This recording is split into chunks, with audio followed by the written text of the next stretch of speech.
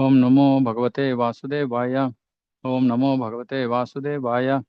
ओम नमो भगवते वासुदेवाय। नारायणं नमस्कृत्य नरं चैव नरोत्तमं देवीं सरस्वतीं व्यासं ततो जयमुदीरयेत्। नष्टप्रायेषु अभद्रेषु नित्यं भागवत सेवया भगवती उत्तमश्लोके भक्तिर्भवति नैष्टिकी। ओमज्ञानतिमिरान्धस्य ज्ञानाञ्जनशलाकया चक्षुरुन्मिलितं येन तस्मै श्रीगुरवे नमः। नमो विष्णुपादाय कृष्णप्रेष्ठाय भूतले श्रीमते भक्तिवेदांत स्वामिनिति नामिने। नमस्ते सारस्वते देवे गौरवाणी प्रचारिणे निर्विशेष शून्यवादी पाश्चात्य देशतारिणे। जय श्री कृष्ण चैतन्य प्रभु नित्यानंद श्री अद्वैत गदाधर शिवासादि गौर भक्त वृंदा। हरे कृष्ण कृष्ण कृष्ण हरे हरे। हरे Ram Ram Ram Hare Hare.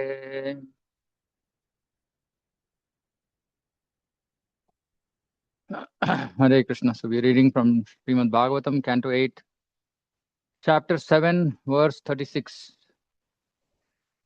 Shri Shuka Uvacha Tadvikshya Vyasanam Tasam Kripaya Bhrusha Piditaha Sarvabhuta Suhruddeva Idamaha Satim Priyam. Srila Shukadeva Goswami continued. Lord Shiva is always benevolent toward all living entities. When he saw that the living entities were very much disturbed by the poison which was spreading everywhere, he was very compassionate. Thus he spoke to his eternal consort Sati as follows. So Lord Shiva is always benevolent toward all living entities. And especially he protects devotees. He protects devotees, he protects the dham. So this is a special function in service of the Lord. Apart from his destruction, which he does, but this is more dear to him. This service is more dear to him. And in his dhama, Mahesh Dham, Lord Shiva is always engaged in Nama Sankirtana with full family. Not that he's only dancing. He's dancing, then Ganesh is there, Kartikeya is there, Parvati is there. Whole family is engaged in Harinam Sankirtan. So he is very benevolent. So he is also called Bhutanatha. He gives mercy to the lowest jivas who cannot go anywhere else, who don't have any other shelter. Lord Shiva gives shelter to them. So he's very, very compassionate. Vaishnavas can always pray for the mercy of Lord Shiva because he is very, very merciful. He is very merciful. And actually his Rudra Gita, right, which is there in Bhagavatam, it says that, he says that the Phalashruti, if somebody chants this, he will achieve love for God. So powerful his prayers are. So we can take shelter of Lord Shiva. But we have to make sure that we take shelter as a devotee and not get confused.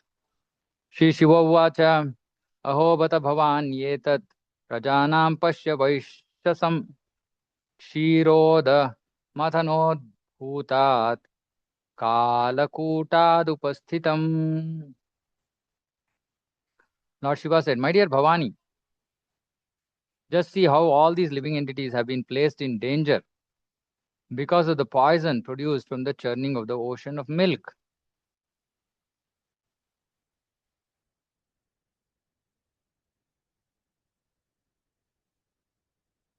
What happened to internet?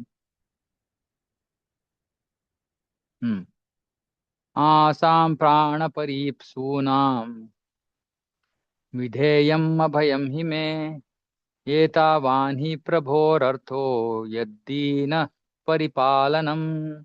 It is my duty to give protection and safety to all living entities struggling for existence.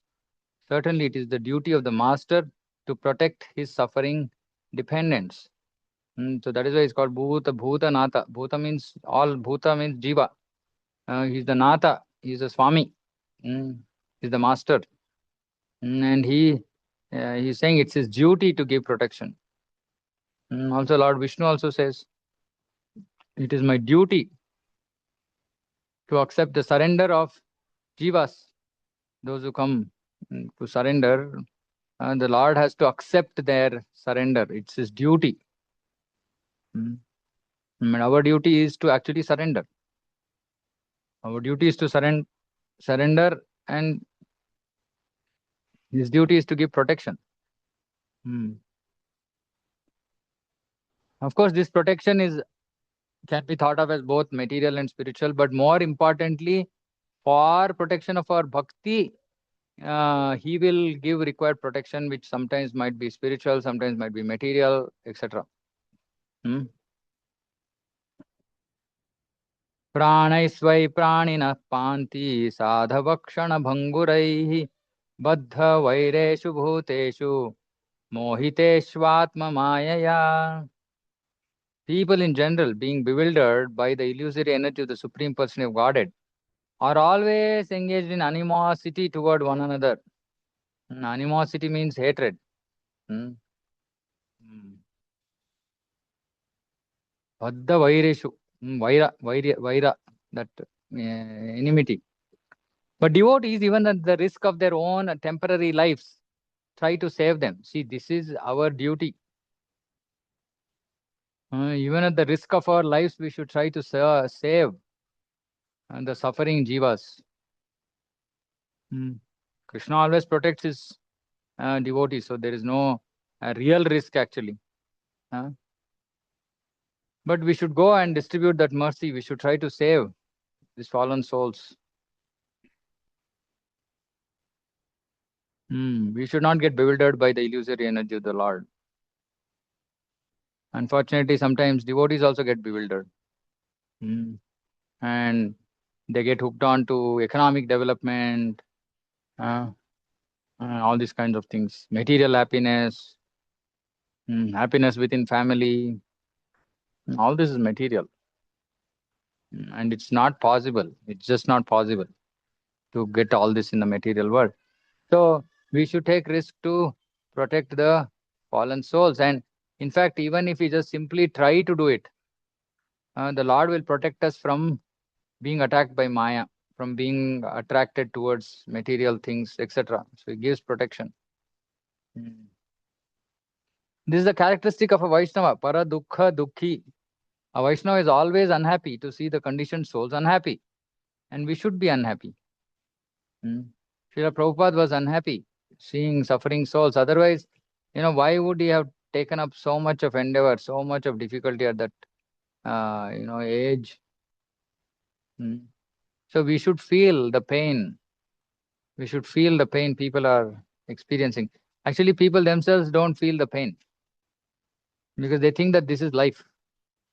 And this fighting, going through all these usual struggles of life is part of life. They don't even see it as suffering. So much in ignorance. So we have to feel for the conditioned souls. Otherwise, he would have no business teaching them how to become happy. So because he is feeling unhappy, he will teach them how to become happy. In materialistic life, people must certainly engage in activities of animosity. Prabhupada is saying must certainly engage, meaning there's no way out. Inevitably, people will engage in enmity. Crazy, actually. It's telling there's a small devotee group, in a different town, small, like 6, 7 devotees. And among 6, 7 devotees, there is some kitch pitch.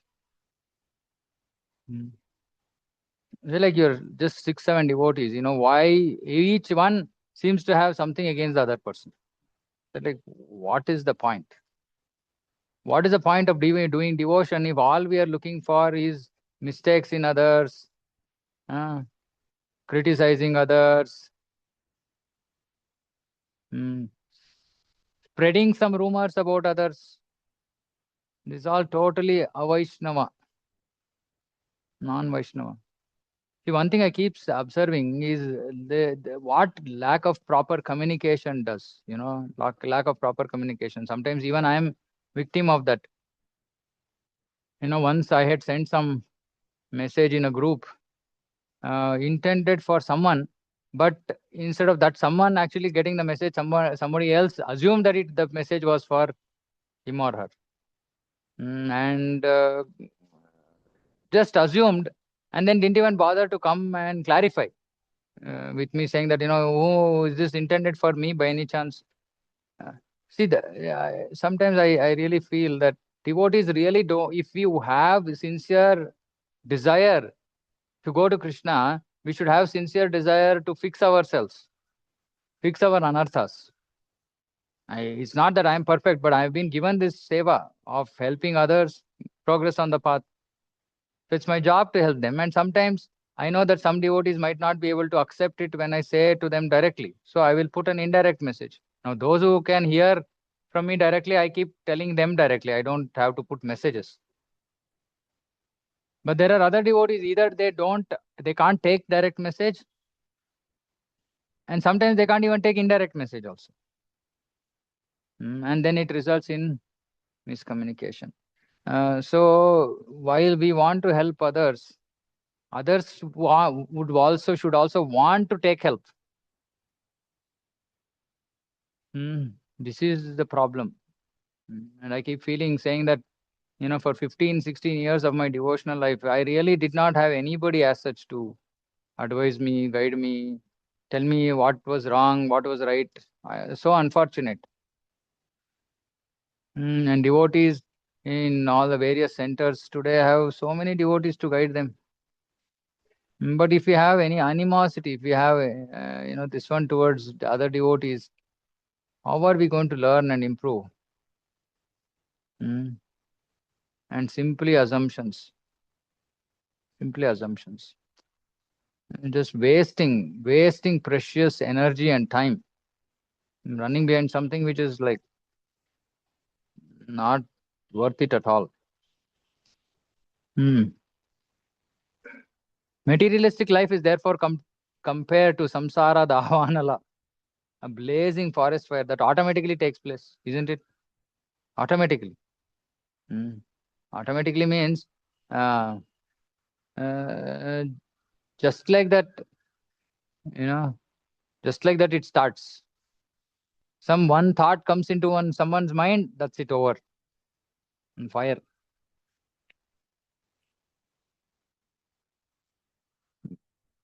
And some people want material, they want, they feel that materially they didn't have the required relations and love.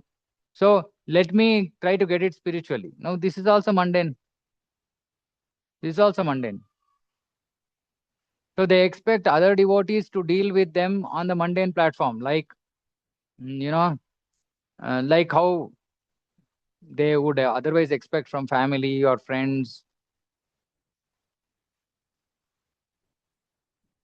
So sometimes, it becomes so difficult. The goal is so simple. It's just to simply please Guru and Krishna, but we get stuck. We get stuck in our own decisions, in our own free will, misuse of our independence. We get stuck. And we feel, no, no, no, I should have done like this, but, now I'm having to do something else. So all this creates, some kind of just very unpleasant. The point here is that, the material world is already a blazing forest fire. As devotees, we should also not become part of it. We should not feel the heat. We should not feel material heat. If we are feeling material heat, that means that we are doing something wrong.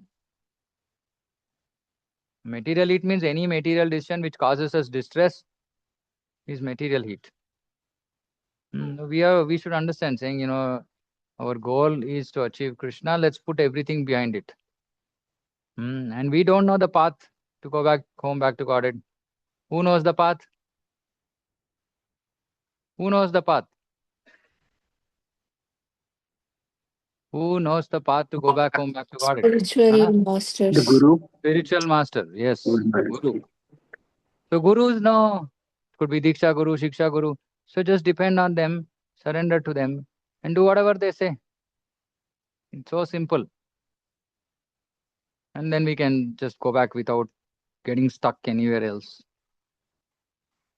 Lord Shiva and his followers in the Parampara system try to save people from this dangerous condition of materialistic life.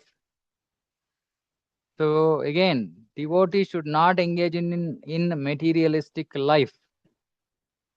We have a material life because we are in this material world, but we should not be materialistic. There's a difference between material and materialistic. Material means just that this world is material. It's not spiritual. Materialistic means running behind this material world is materialistic. This is the duty of devotees following the principles of Lord Shiva and belonging to the Rudra Sampradaya or any Sampradaya for that matter, Vaishnava.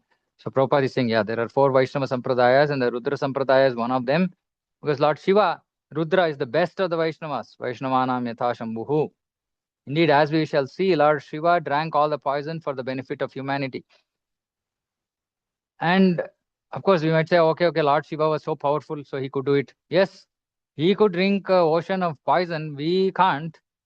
We can't even drink a drop of poison, but at least let's do whatever little, squirrel service that we can to this human society. Give them Krishna consciousness, give them Prabhupada's books, give them prasadam, give them Harinam, and let their life change. Let there be happiness in their life also. Of course, we would want to do that if we have experienced happiness in bhakti. If we ourselves are not experiencing happiness in bhakti, why would we feel that we want to give it to somebody else?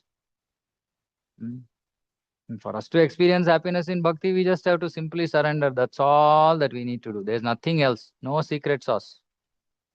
All we have to do is surrender to Guru and Krishna, and then we experience happiness.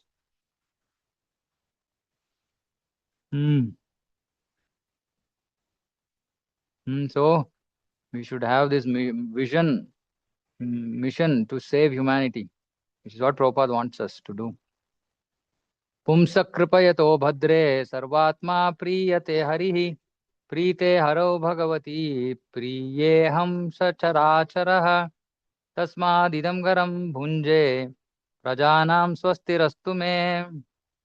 My dear gentle wife Bhavani. Nowadays we can't say this. When one performs benevolent activities for others, the Supreme Personality of Godhead Hari is very pleased. Of course, even mundane welfare activities are pleasing at one level. But pleasing Hari requires us to engage in ultimate welfare activities, which is the welfare of the Atma. And when the Lord is pleased, I am also pleased. Shiva is saying, when the Lord is pleased, I am also pleased, along with all other living creatures. But it takes time. It takes time to please Krishna. It's easy, but it's difficult also. If we have fully, completely surrendered to the Supreme Lord, then it's easy to please Him. Surrender to Guru, then it's easy to please Him. Yasya prasadat bhagavat prasado. So very easy. Simply follow the instructions of Guru and you can please the Guru. Nothing else needs to be done. But then we should not use our little intelligence to figure out reasons why I should not follow the instructions of Guru. And if we simply follow the instructions of Guru, then Guru is pleased, Krishna is pleased, Shiva is pleased, all living creatures are pleased. Therefore, let me drink this poison, for all the living entities may thus become happy because of me. Of course, when Shiva is saying because of me, he is not saying in any form, in any kind of ego, with any kind of ego. Because, which is why, great devotees' actions can't be understood. Vigneya na bhujaya. Vaishnava kriya mudra. Meaning whatever they do, whatever actions they do, very difficult to understand. Only they know. Krishna knows. So anyway, he is happy to drink the poison for their welfare.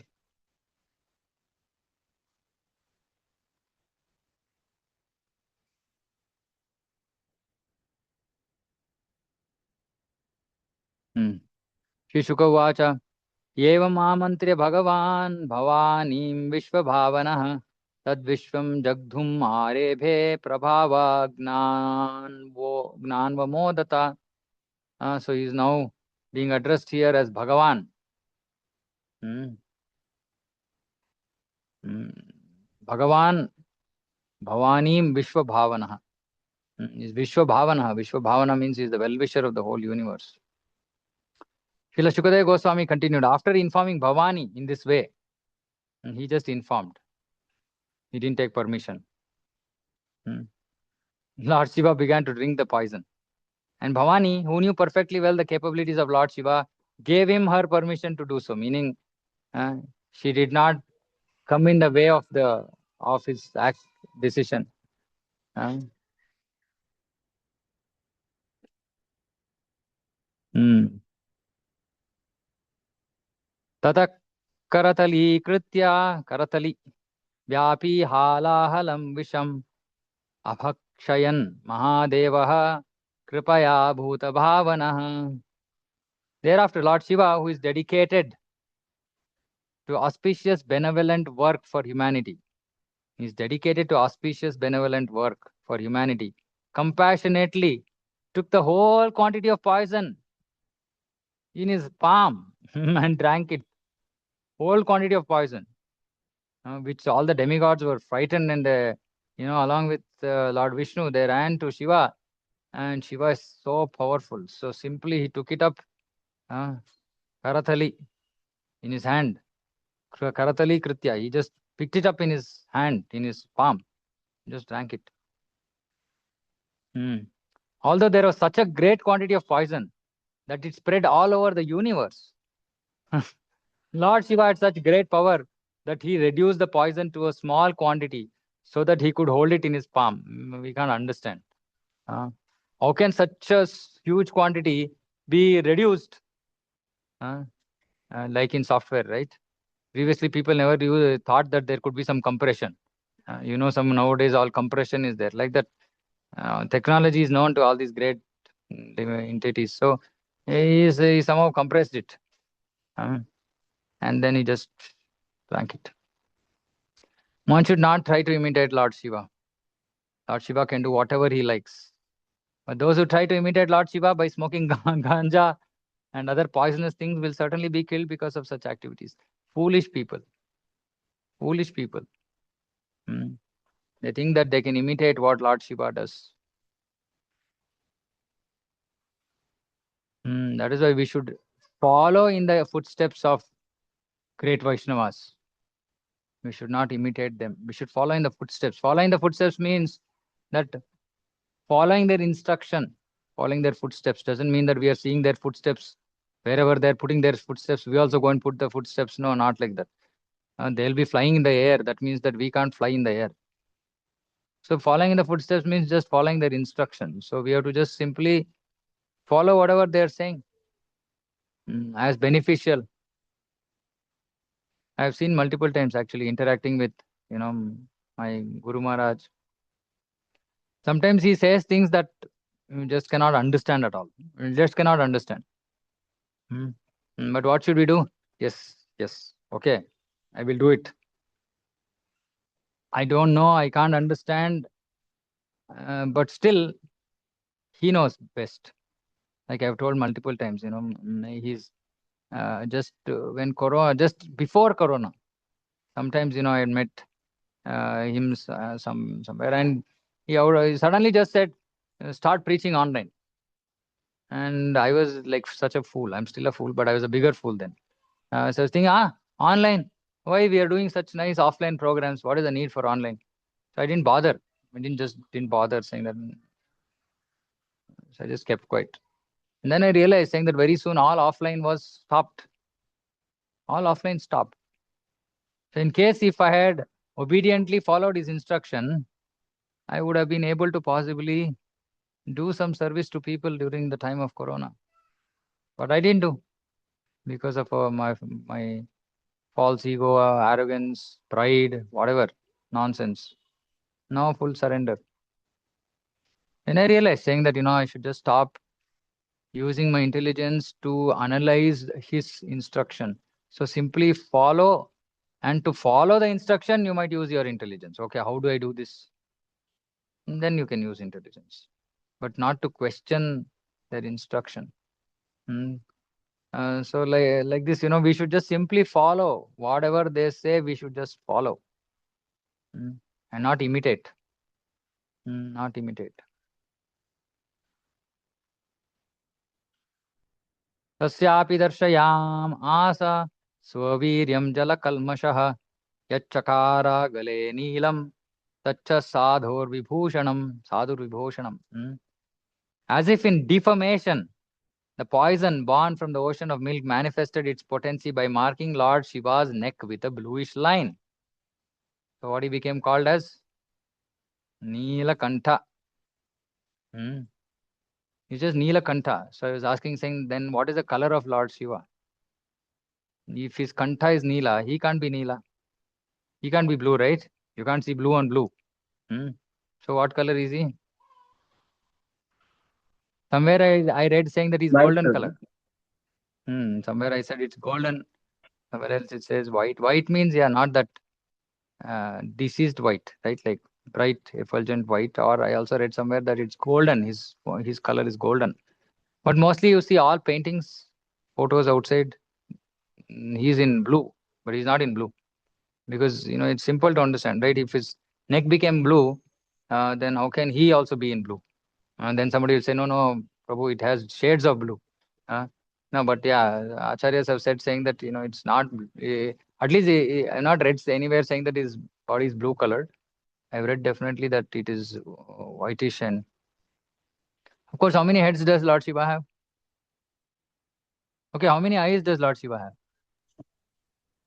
Three. Three, Prabhu. So then, okay, now I'll ask the question, how many heads does Lord Shiva have? If he has 3 eyes, then he should have only 1 head, no?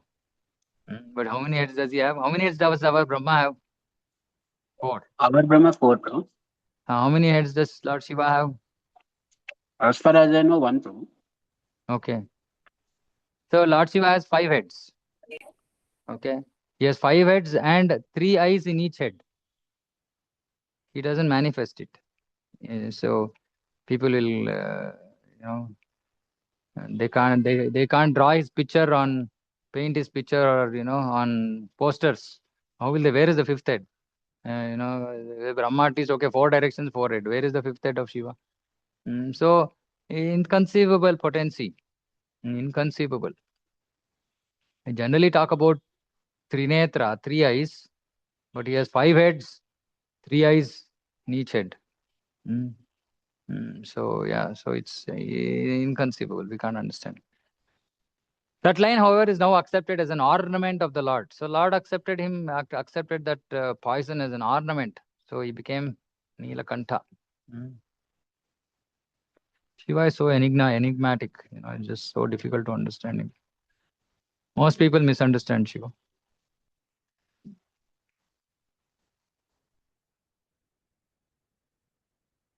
तप्यन्ते लोकतापेन साधवप्रायशो जनाः परमाराधनं तद्धि पुरुषस्याखिलात्मनः. It is said that great personalities almost always accept voluntary suffering because of the suffering of people in general. All great personalities. Srila Prabhupada, today's Guru Vrinda in ISKCON, so much of difficulty they are taking. Or just because they can't see the suffering of people. This is considered the highest method of worshipping the Supreme Person of Godhead. What is considered as the highest method? And distributing mercy. Accepting voluntary suffering. Accepting voluntary suffering. Not for mundane welfare.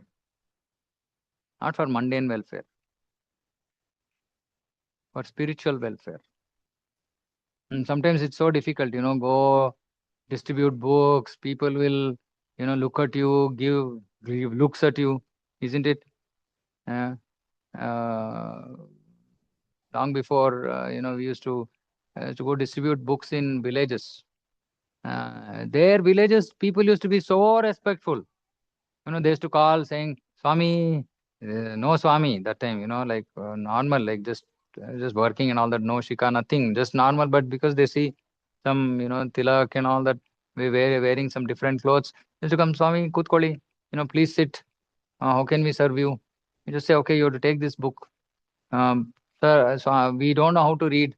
Just say, no, it's good for you. Just take it and keep it in your house. Okay, Swami, whatever you say. So respectful, and they know, saying that, some sadhus are coming, they know more than us. But in city, it's so difficult. It's so difficult. People don't even want to look at you. You are worse than some piece of dirt on the street. People sometimes look at you like that, right? Saying, hey, why are you disturbing me? Hmm.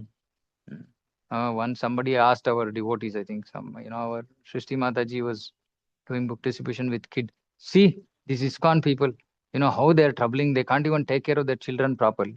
Little do they understand, saying that, the heart of such a devotee who wants to take up all that inconvenience just to give mercy to others. It's such an exalted thing to do that. You see all our, devotees go with children. It's difficult. It's not easy to manage children and also try to distribute books, whatever. It's just that sincerity in the heart. You know, so all our devotees, Arun Prabhu, Mataji, they take their kids. Hmm. So it's a sign, it's an indication that we want to distribute that mercy. We are not worried about our own convenience. We can be comfortably sitting in the house. Uh, Especially summer now, most people will be sitting under a AC in the house. Right? But that's not going to please Supreme Lord. That voluntary suffering is very, very important. It's very, very important. Do something, take up some austerity, something for giving welfare to people. Hmm. That's why every project that we take up here, it's so difficult. It's not easy. It's not easy. But it's that voluntary suffering. It could be mental, it could be physical. Hmm. This is the highest method of worshipping. Please always remember, highest method of worshipping the Supreme Lord is taking voluntary suffering for reducing suffering of other people. That is the highest method. Not going to the temple, you know, people go to temple and then do some puja and this and that. Lord is not happy. Not happy as much because anyway they're coming also for their own some self-interest, right? Something, give me this, give me that. That's why people go. But then there are devotees who are so selfless, taking voluntary suffering. And which is why, Krishna says in Bhagavad Gita, those who distribute this knowledge of Bhagavad Gita, they're most dear to me. Most dear. Mm. He talks about so many ways by which one can become dear to him. Mm. And the most dear is one who does preaching, one who goes distribute books, one who goes and does Harinam on the street. It's pleasing. Here is an explanation of how those engaged in activities for the welfare of others are very quickly recognized. See, Prabhupada's one word is enough. So much we can try to explain. Just one word, very quickly recognized by the Lord. Lord says in Bhagavad Gita, Ya idam paramam guhyam bhaktesha vidasyati, nacha tasman manusheshu kaschin me priyakrittamaha. One who preaches the message of Bhagavad Gita to my devotees is most dear to me. No one can excel him in satisfying me by worship. This is what Prabhupada has added. There are different kinds of welfare activities in this material world, but the supreme welfare activity is the spreading of Krishna consciousness. Other welfare activities cannot be effective, for the laws of nature and the results of karma cannot be checked. It is by destiny or the laws of karma that one must suffer or enjoy. So people are suffering and suffering, enjoying, etc. This is all the result of their past karma. Other welfare activities. So somebody says, okay, feed the poor. No, you can feed the poor and somebody becoming free from that hunger only if it is there in their karma. Only if they are destined to become free from hunger. Only then you can benefit them. But Krishna consciousness is not like that. Because Krishna consciousness works beyond your karma phala, beyond your horoscope. So even if somebody is destined to suffer all their life, if somehow by the mercy of some devotee, if they happen to take up Krishna consciousness, they can overcome their karma phala. It is such a great benediction, such a great boon to humanity. It cannot be checked. Unlike other welfare activities, mundane welfare activities can be checked, but this cannot be checked. It is by destiny or the laws of karma that one must suffer and enjoy. For instance, if one is given a court order, he must accept it, whether it brings suffering or profit. Similarly, everyone is under obligations to karma and its reactions. No one can change this. Therefore, Shastra says, Tasyeva heto prayateta kovido na labhyate yad brahmatamu paryadaha. One should endeavor for that which is never obtained by wandering up and down the universe as a result of the reactions of karma. Meaning, bhakti you won't get by just by, brahmatam, just by wandering in this universe. You can't get bhakti. Only by the mercy of a devotee that one can get bhakti. And I always remember, these devotees are all here in Hulimau. Somehow because of them, today in Hulimau, so many devotees, so many people are getting benefited. One should endeavor to become Krishna conscious. If one tries to spread Krishna consciousness all over the world, he should be understood to be performing the best welfare activity. The Lord is automatically very pleased with him. If the Lord is pleased with him, what is left for him to achieve? If one has been recognized by the Lord, even if he does not ask the Lord for anything, the Lord who is within everyone supplies him whatever he wants. He does not ask and he doesn't want anything for himself. He might want something for spreading Krishna consciousness.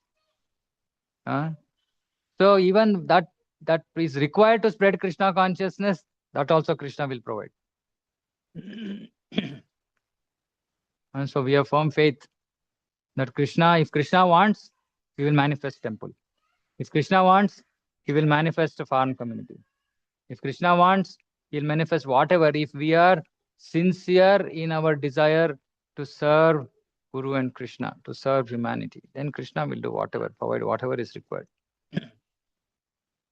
It's also confirmed in Bhagavad Gita, Tesham Nityavyuktanam Yogakshemam Vamyaham. So Krishna will supply. And of course, such devotees, they don't have to worry about their house.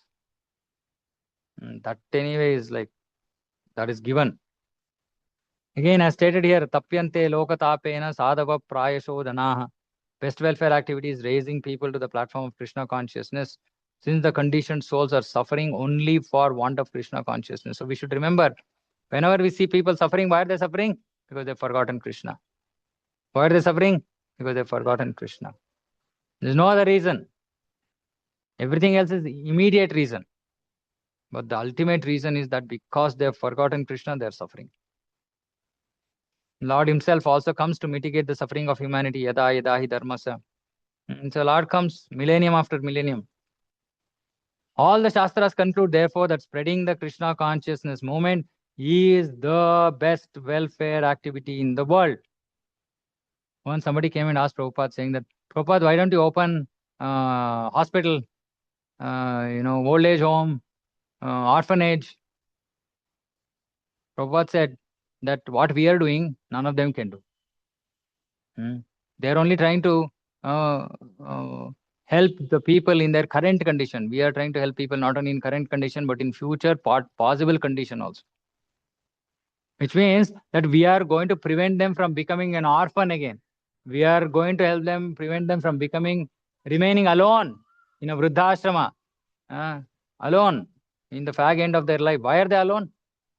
Because they have done some karma such a way that there is nobody to take care of them.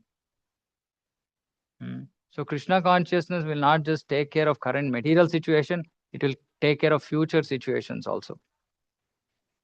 Because of the ultimate benefit this bestows upon people in general, the Lord very quickly recognizes such service performed by a devotee.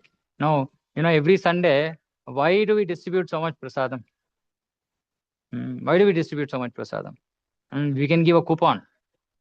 We can give coupon. Only those who come in before, if you say you come into the class before the class starts, then you got coupon. Only for them we'll give prasadam. For others, no. No, because prasadam is a mean way of distributing mercy. I know of devotees who are coming to Krishna consciousness only by honoring prasadam, nothing else. See, to be able to sit in a class and hear requires some level of piety, some amount of pious life one should have had. But I see, at least in the area that Krishna has given us to serve, I see so many people are not qualified for that. And if in case we also deny them prasadam, how are they going to get the mercy? So we distribute prasadam. We distribute as many people. Distribute. Let them come and take.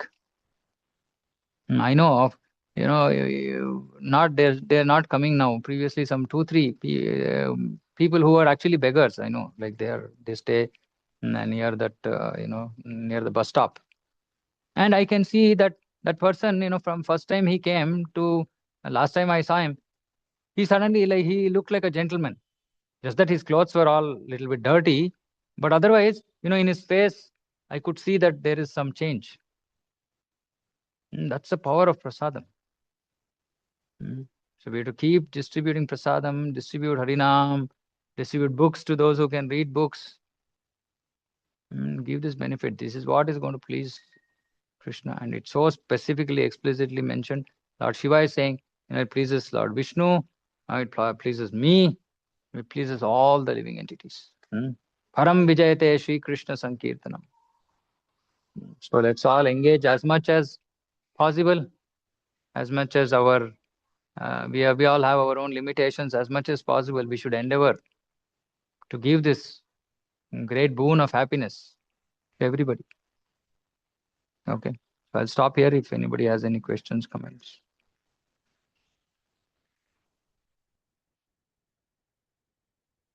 Anything? Anybody? Hare Krishna, Prabhu. Dandavat pranam. Yeah. Pranam. Once Yes, again, Prabhu. So, let me disconnect my device so that others can hear okay, once Prabhu. again.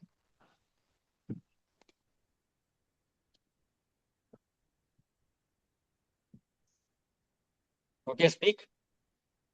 Yes, Prabhu. So we were discussing about not imitating great personalities, right, Prabhu? So I was just wondering, Lord Shiva, yeah, definitely poison is there, and then where is the episode that One he's second, one second. taking? Don't speak. One second. Yes, Prabhu. I'm trying to disconnect my device. Okay, Prabhu.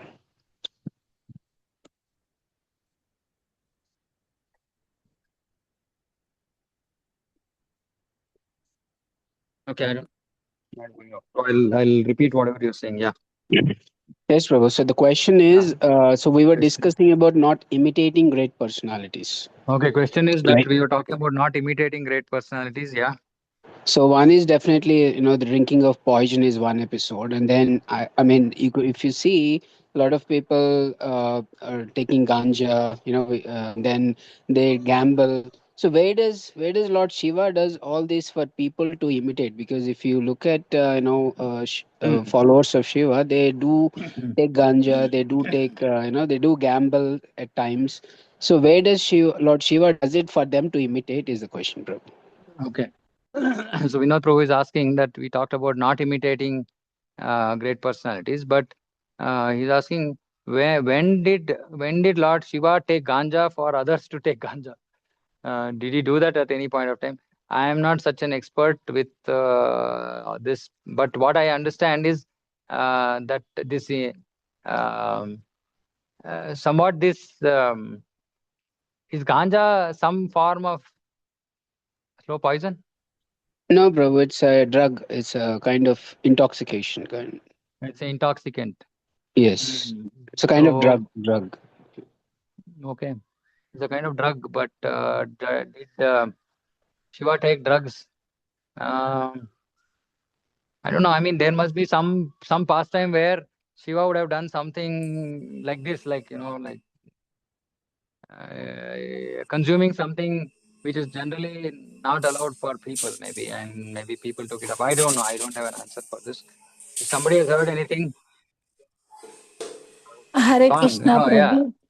yeah. Once again, Arun Prabhu is saying in Ujjain they are offering bang. Yeah, but they're offering bang, but who told them to offer? As in, where did this come from? Don't know. Okay. Don't know. Anybody? Okay, Ankita Mataji, you had something to say? Yes, Prabhu. I don't remember the book name, but I read the Shiva was drinking something alcoholic substance. I don't know if it is ganja, but I read Okay, in it one is. of the book only. But I'm not recollecting what book it is. Prabhupada's book only. But somewhere, I Okay. mean, when I went to office, one of my colleague asked me why Shiva. They are the devotees of. I mean, he worships Shiva. Why did Shiva drink? Why did Shiva also ate non-veg? Then I was like, I never read Shiva ate non-veg. I heard this that he drank some alcoholics. I read this that he ate some, sorry, drank some alcoholic substance. But then he said there is one temple somewhere in Andhra Pradesh where Kannappa offered non-veg and he accepted. But I also saw this in movies. But I don't know if it is really authentic.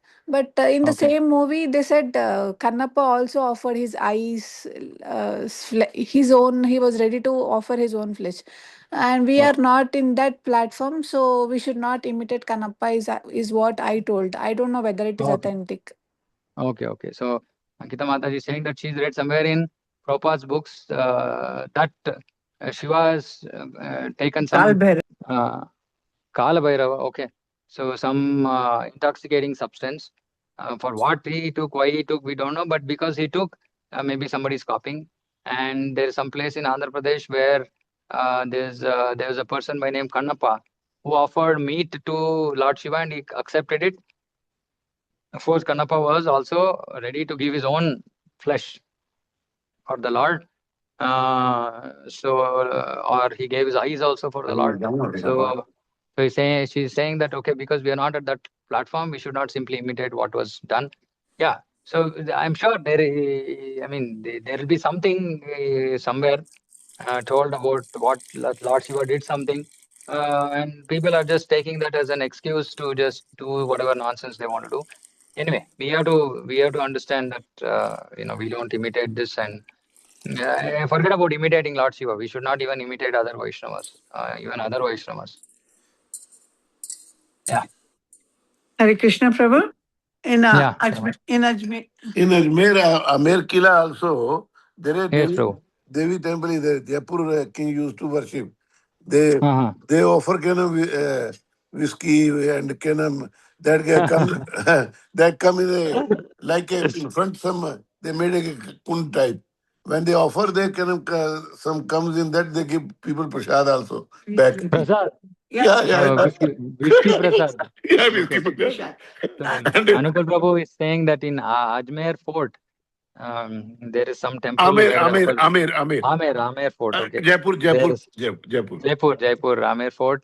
So there's some a temple where they give whiskey to Lord Shiva, and then they also No, no, not distribute it Shiva, as no, Devi. And here in Kal Bhairav Ujjain temple, there is a Kal Bhairav temple. Ujjain, Yeah, Kal Bhairav. yeah, there is a outside government shop is there.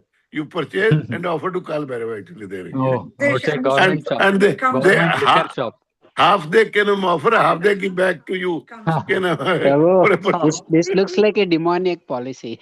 That's not. And you're told, So anyway, yeah. So anyway, so I am sure like people would have heard something and whatever. So yeah, like we are, entertaining. no, we are told to offer. We all like even I bought it. Ah, okay, amazing.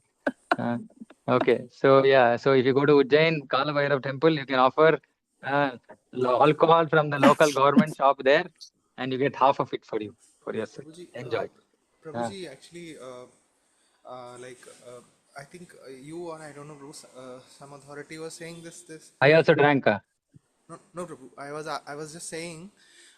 Last time you have I don't know exactly from your class, but there was a conversation where um, uh, it is like mostly restrictions instead of making people consume 24 by 7 365 days. These restrictions like special DTs are given where they can only restrictedly they can offer and then only they can take this meat or alcohol or so special DTs are there in some where they are only offered that particular items of tamas or whatever it is. So after that they take it as prasadam after offering to those particular deities like Grama Devatas or even Lord Shiva or some Kala Bhairava temple. So Anyway, all kinds of practices are there. So Chiranjeev Prabhu is talking about one more practice. Anyway, yeah, it's such so interesting. We've never had so much discussion on pure devotional service in the I class. want to relate. As much as offering alcohol to Kala Bhairava. Okay, Okay. Prabhuji, Yeah. when this they were casting this Panchatattva, Panchatattva, yeah, in Manipur. that time I was traveling with Janvas Prabhu and Ganga Prabhu. We went to Kenam, Kumkonam, near that, I think Kumkonam only they are casting, was casting. Kumbakonam, okay. And then we went to Rameshwar from there. So there is a very big Shiva temple there in Kumkonam. Okay. They give us banana actually, Kenam. Okay. Offer to Shiva. Then I generally they say Shiva Prasad should not take. But then Janvas took and he said, eat it. I said, Prabhu, they say Shiva Prasad you should not eat. He said, no, he's Maha so why we should not eat Maha Vaishnava? I said, okay, you are telling we'll take it.